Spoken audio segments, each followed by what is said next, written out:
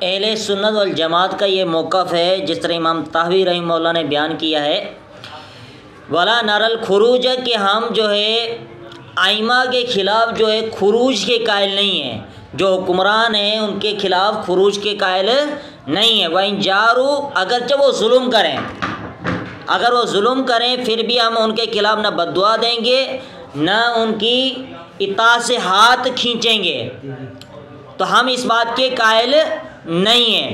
اسی طرح ان کی اطاعت جو ہے وہ ہم ضروری سمجھتے ہیں، اگر وہ اطاعت شریعت کے اندر رہ کر وہ اس بات کے بارے میں ہمیں بتائیں کہ قرآن اور حدیث کو فالو کریں، تو اس بارے میں جو ہے ہمیں اطاعت ہمارا کرنا وہ فرض بن جاتا ہے حکمران کے بارے میں۔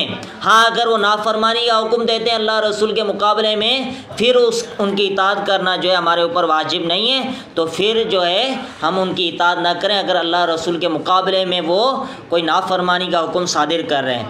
جس طرح اللہ رب العالمین کا حکم ہے یا ایھا الذین آمنوا اطیعوا اللہ واطیعوا الرسول، کہ مومنو اللہ کی اطاعت کرو، رسول کی اطاعت کرو، وَأُولِي الْأَمْرِ مِنْكُمْ، اور اولِ الامر حکمران جو ہیں ان کی اطاعت کرو، یعنی اولِ الامر جو ہے حکمران جو ان کی اطاعت تابع ہے اللہ رسول کی اطاعت کی۔ اگر اللہ رسول کے حکم کے مطابق وہ فیصلے کر رہے ہیں تو ان کی بات ماننا ہمارے اوپر فرض اور واجب ہے۔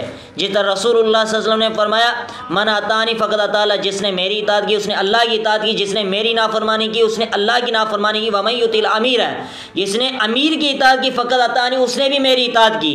ومن یعص الامیر فقد عصانی، جس نے امیر کی نافرمانی کی، حکمران کی نافرمانی کی، اس نے میری نافرمانی کی۔ اب بعض لوگ باتیں کرتے ہیں کہ ہمارے حکمران بگوڑے ہیں، ہمارے حکمران ایسے ہیں ویسے ہیں، تو ان حکمران کے بارے میں جو ہے کیا حکم اللہ کے رسول نے ہمیں بتایا ہے۔ اللہ کے رسول صلی اللہ علیہ وسلم نے فرمایا کہ ابو ذر سے روایت ہے کہ میرے خلیل ان خلیل اوصانی، میرے خلیل نے مجھے وصیت کی کہ میں ان اسمع و اطیع، میں اطاعت کروں اور میں سنوں۔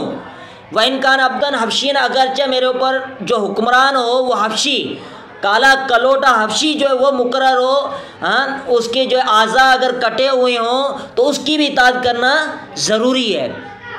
اور صحیح بخاری کے اندر ہے وَلَوْ لِحَبْشِيٍ كَأَنَّ رَأْسَهُ زَبِيبَةٌ، اگر اس کا جو سر کشمش کی طرح ہے، منقے کی طرح اگر اس کا سر ہے، اس کی بھی اطاعت کرنا ہمارے اوپر واجب اور ضروری ہے۔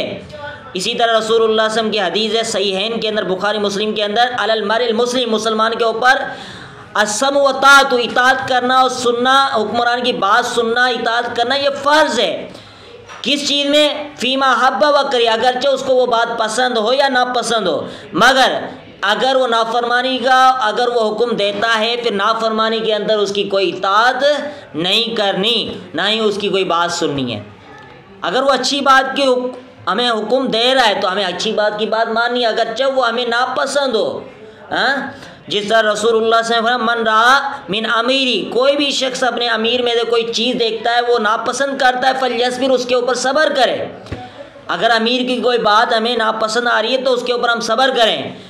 اور اللہ کے رسول نے فرمایا فَإِنَّهُ مَنْ فَارَقَ الْجَمَاعَةَ شِبْرًا، جو بھی جماعت سے الگ ہو گیا، حکومت سے جو الگ ہو گیا، فَمَاتَ، وہ مر گیا، فَمِيتَةٌ جَاهِلِيَّةٌ، تو اس کی موت جاہلیت والی موت ہوگی۔ یعنی ہمیں جو ہے حکمران جیسے بھی ہوں، اگر مسلمان ہیں تو ہمیں اس کی اطاعت کرنی، اگرچہ وہ ہمارے اوپر ظلم کرتے رہیں۔ دین اسلام نے ہمیں یہ کہا ہے کہ ہم ان کی اطاعت کریں، نافرمانی والی باتوں کے اندر ہم ان کی اطاعت نہ کریں۔ تو یہ اللہ کے رسول صلی اللہ علیہ وسلم نے ہمیں منہج سکھایا ہے کہ حکمران کی اطاعت کب تک ہمیں کرنی ہے، جب تک وہ ہمیں شریعت کے معاملے میں ہمیں بات بتا رہے ہیں تو ہم ان کی بات سننا اور اس کی بات ماننا جو ہے یہ ہمارے اوپر فرض ہے۔ اگر نافرمانی والی بات بتاتے ہیں ان کی اطاعت کرنا جائز پھر نہیں ہے۔